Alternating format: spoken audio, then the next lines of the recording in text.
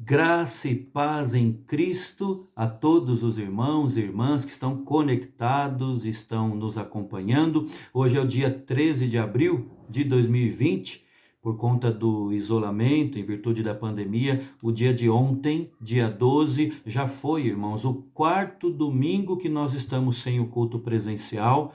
E hoje nós iniciamos a terceira semana da nossa devocional diária com as nossas respectivas famílias, ouvindo a palavra e orando em casa.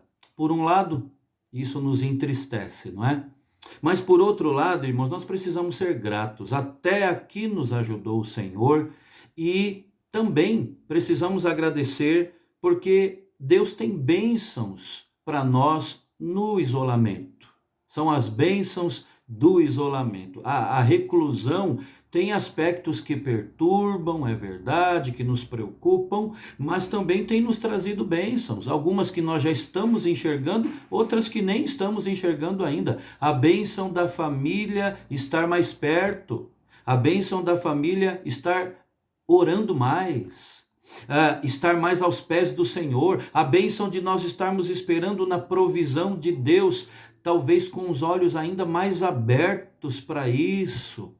Irmão e irmã, eu creio de todo o coração que existem muitas outras bênçãos até, que existem bênçãos do isolamento, e nós podemos crer assim, porque o Deus a quem servimos é o Senhor das circunstâncias, não é? É o Deus da providência. Então, para continuarmos orando uns pelos outros, fortalecendo uns aos outros, coloque o seu pedido de oração aqui no nosso chat. Não esqueça de dar o seu olá também para todos, de curtir ali, né, a nossa transmissão. Isso também é saudável. E logo no início, irmãos, eu também tenho uma pequena missão, uma missão prazerosa para mim e para você, para as famílias da Betel.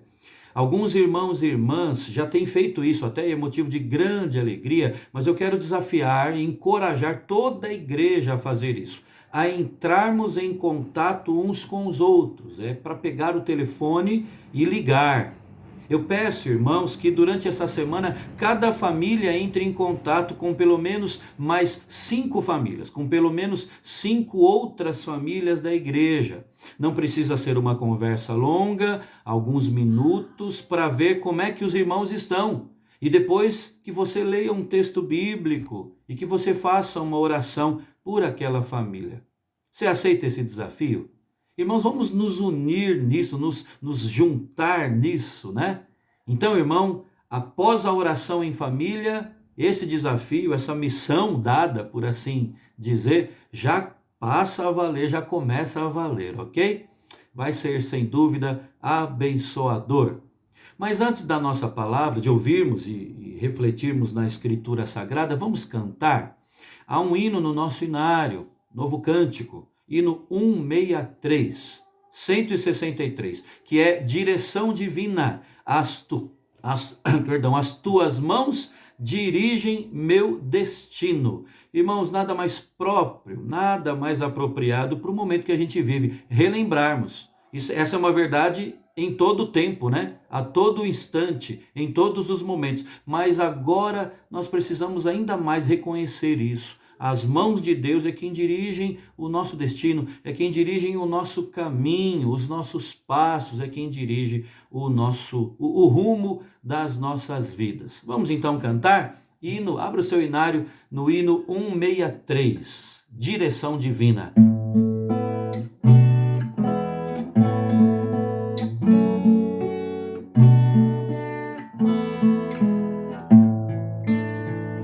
As tuas mãos dirigem meu destino, ó Deus de amor, que seja sempre assim. Teus são os meus poderes, minha vida, em tudo eterno, Pai, dispõe de mim. Meus dias sejam curtos ou compridos, passados em tristezas ou prazer, em sombra ou luz, de acordo com teu plano, é tudo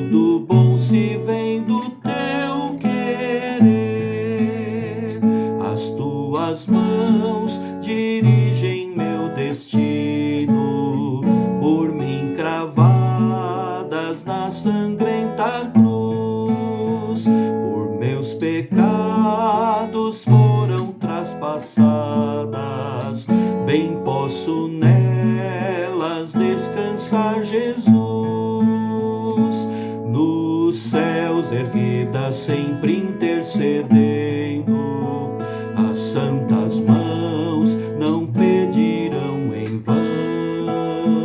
Ao seu cuidado, em plena confiança, entrego a minha eterna salvação.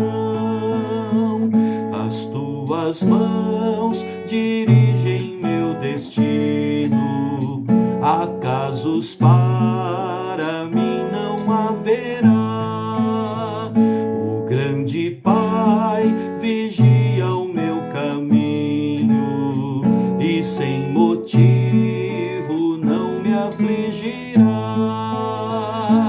Encontro em seu poder constante apoio, forte é seu braço, insone o seu amor. Por fim entrando na cidade eterna, eu louvarei meu guia e Salvador. Amém. Amém, irmãos. Agora nós vamos à palavra do nosso Deus.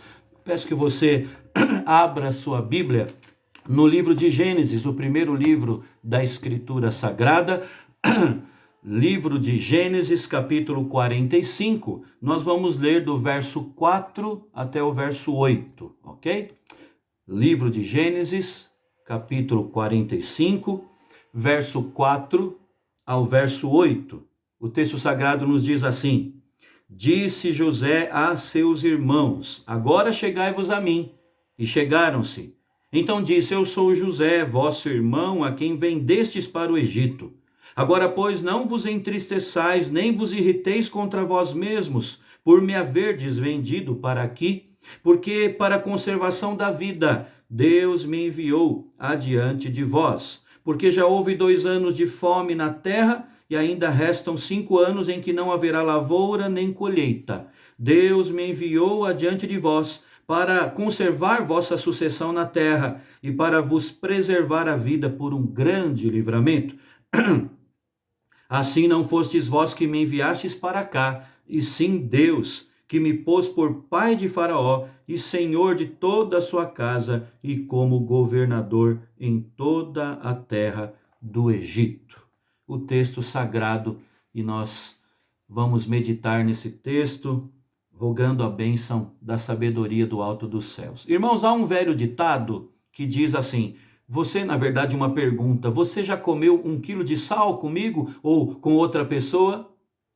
Significa o quanto você conhece alguém, o quanto você conhece o caráter de alguém.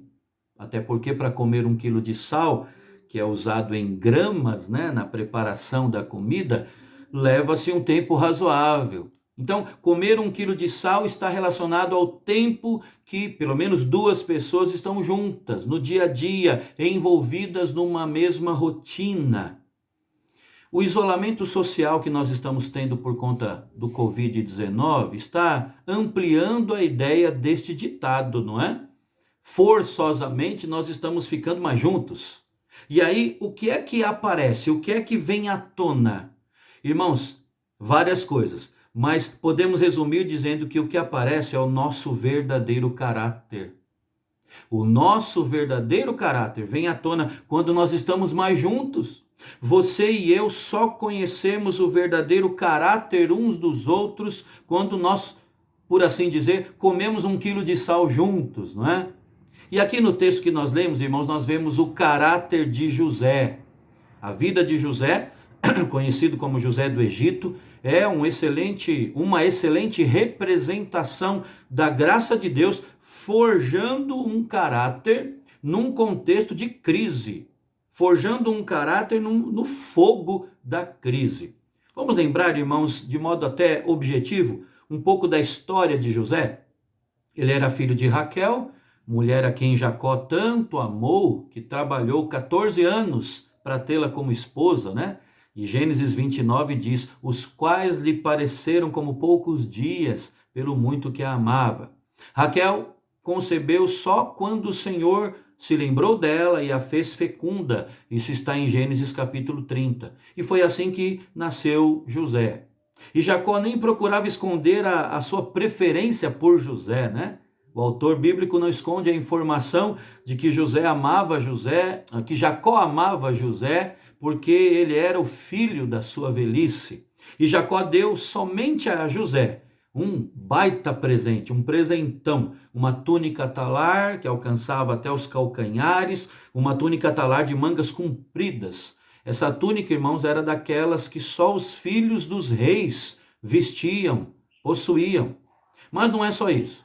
A preferência de Jacó por José ainda podia ser percebida pelo fato de, enquanto os filhos mais velhos trabalhavam, pastoreando o rebanho da família ali no campo, José era mantido em casa, ou então era enviado ao campo para espiar os seus irmãos, para trazer notícias de como eles procediam a Jacó. Além disso, mesmo quando José precisava ser repreendido por seu pai, parece que as repreensões eram apenas verbais. Eu não sei se você já reparou nisso. Não passavam de meras exortações.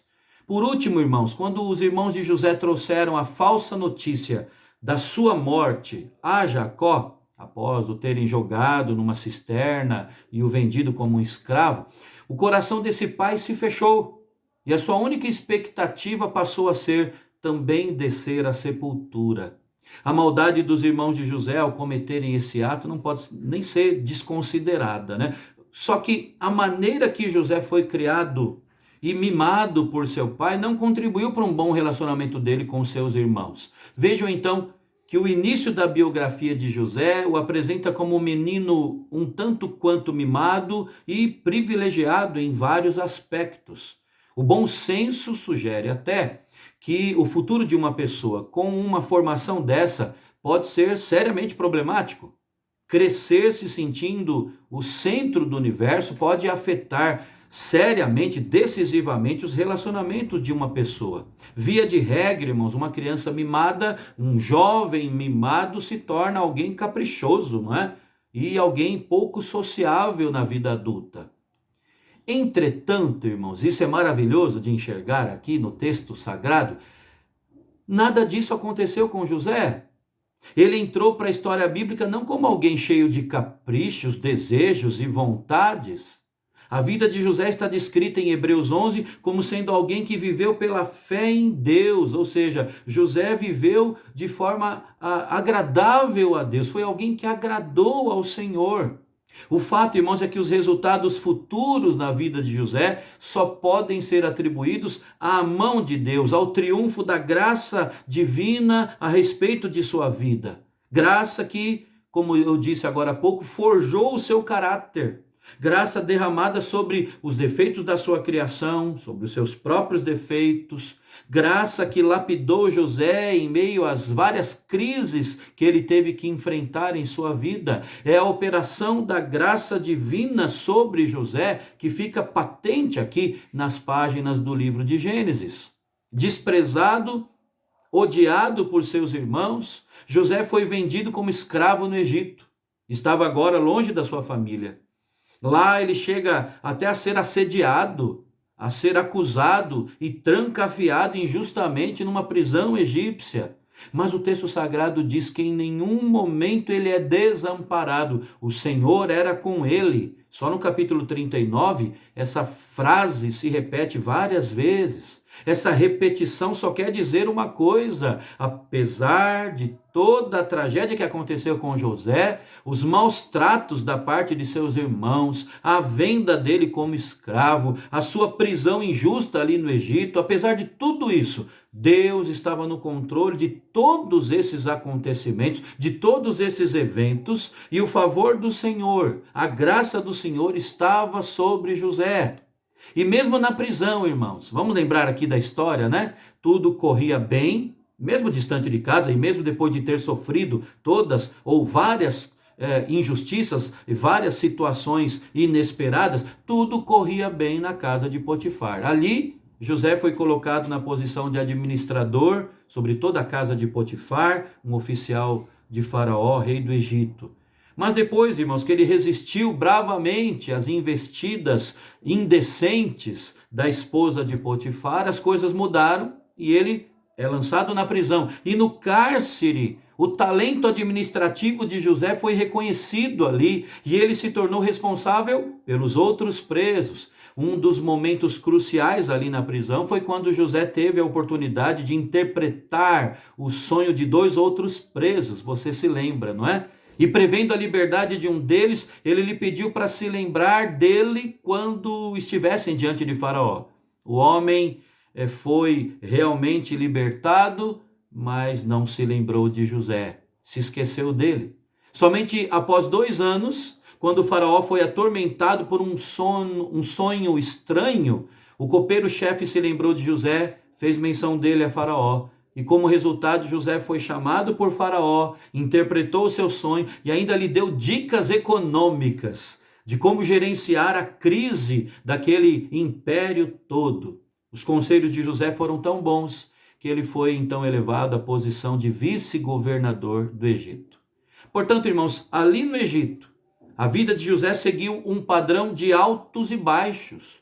Crise na vida de José era algo quase sempre presente, até o momento em que Deus finalmente o colocou numa posição de destaque ali naquele país. O fato é que o adolescente tido como pretensioso e mimado ali no início da história havia sido transformado pela graça de Deus num instrumento da providência divina, forjado, tendo tido o caráter forjado por Deus para a preservação da nação egípcia, para a preservação dos próprios israelitas, do povo de Deus. A graça de Deus, irmãos, transformou José num personagem de destaque na história do povo de Deus e, por que não dizer, na história da humanidade.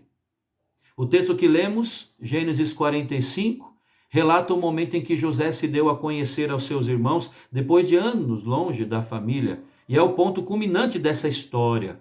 O texto revela José no poder e os seus irmãos que anos atrás estavam no comando, agora estão impotentes diante dele. Porém, a reação de José foi completamente diferente do esperado.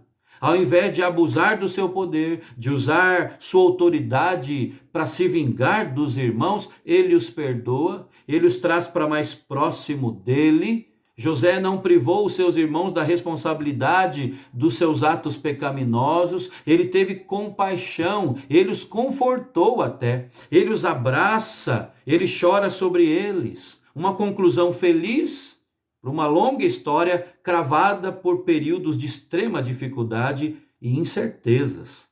Uma história que deixa claro que José era um homem exatamente como nós. Um homem sobre o qual a graça de Deus resplandeceu e por isso observamos um claro progresso, ou seja, como é que ele amadurece espiritualmente em tempos de crise. E há algumas lições, irmãos, a serem observadas na vida de José. Quero destacar agora, hoje, uma delas. E é a seguinte: o caráter de uma pessoa não é determinado apenas pelas circunstâncias, mas é determinado, sobretudo, pelas intervenções de Deus em sua vida.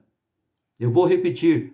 O caráter de alguém não é determinado somente pelas circunstâncias ao seu redor, é determinado principalmente pelas intervenções de Deus em sua vida. Alguns psicólogos restringem o estudo das pessoas ao seu comportamento. Segundo essa linha de raciocínio, que é seguida até por muitos cristãos, o homem é produto do meio. Isso é o mesmo que dizer que o que somos hoje é basicamente o resultado de 2 fatores: o ambiente em que vivemos e a nossa reação a esse ambiente. E eu me apresso a dizer que essa maneira de pensar não é bíblica. Essa ideia, irmãos, esse conceito não tem base na Escritura Sagrada. Somos influenciados, sim, pelo ambiente que nos cerca. Isso é verdade. Mas isso não é determinante, ou pelo menos não precisa ser determinante. Essa visão de que o homem é produto do meio não deixa espaço para a intervenção miraculosa de Deus, moldando as nossas motivações, dirigindo as nossas ações, mesmo em tempos difíceis.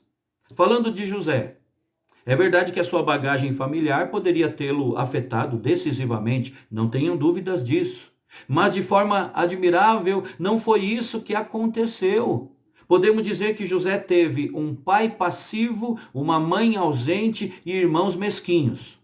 No entanto, a graça de Deus fez dele alguém que viveu pela fé em meio às crises que se sucederam. As intervenções de Deus, irmãos, fizeram dele um instrumento da provisão divina. Fizeram dele um homem sábio diante dos homens, com a sabedoria de Deus sobre ele. E isso foi forjado em meio às crises, eu repito.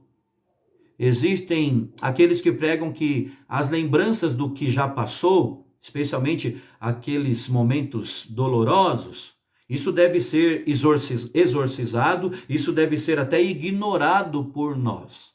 O problema, irmãos, é que essa atitude também não encontra base bíblica, né? Até porque, ao negar o passado, ao tentar apagar tudo aquilo que foi vivido, o indivíduo pode até esquecer das intervenções de Deus, pode até esquecer do cuidado do Senhor consigo. Porque cravado ou cravejado nas crises estão as ações de Deus em nosso favor. Se nós não somos capazes de honestamente aceitar e agradecer a Deus, enxergar com gratidão a mão de Deus na bagagem de vida, no nosso histórico de vida, incluído aí o dia mau, ou seja, períodos angustiosos da vida, realmente nós estamos querendo dizer que Deus cometeu um grave engano. A história de José evidencia que a graça de Deus triunfa sobre as nossas desgraças, sobre as desgraças de uma formação familiar ruim, sobre as situações inesperadas, sobre os momentos desagradáveis da história das nossas vidas, particularmente falando, das nossas famílias também, da sociedade, enfim.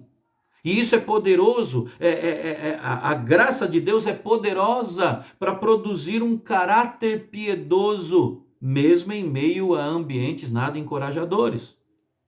Onde é que isso fica evidente no texto que lemos, irmãos? Na explicação de José aos seus irmãos, na qual ele expôs a sua convicção de que Deus o enviara para o Egito. Em 3 versículos, nós vemos José dizendo que Deus é quem o enviou para lá. Versículo 5, versículo 7 e versículo 8. Ele diz: Deus me enviou para adiante de vós. Deus me enviou para cá. Ele enxergava a mão de Deus.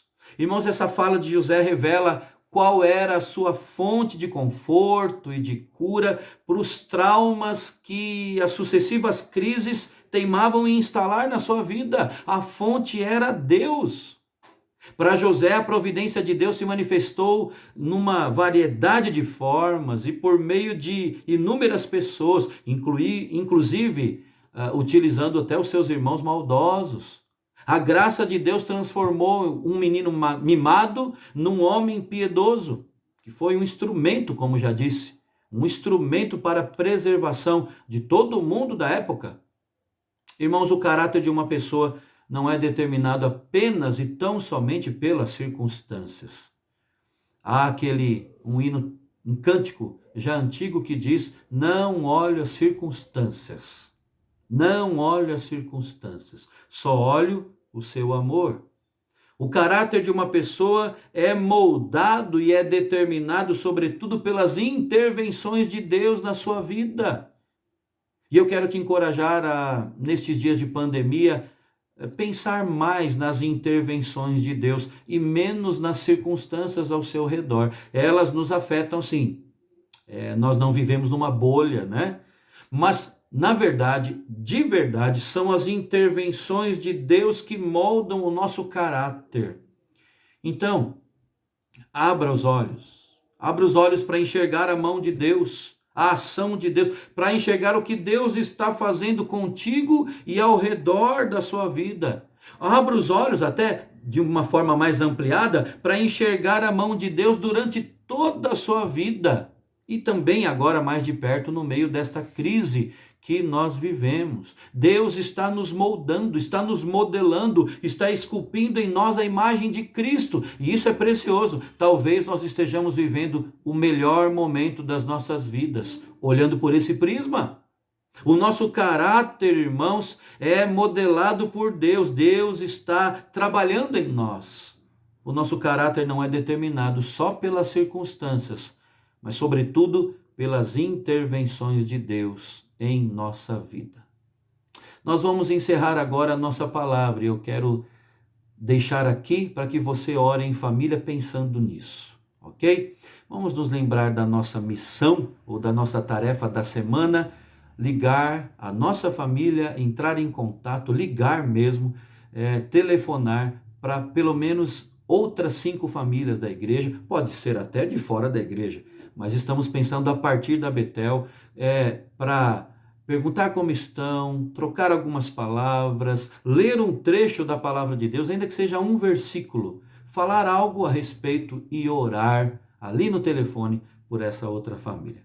Tá bom? Então, logo depois de orarmos agora com nossas famílias de sangue, esse desafio já está valendo e, como eu disse há pouco, vai ser certamente abençoador. Guarde isso.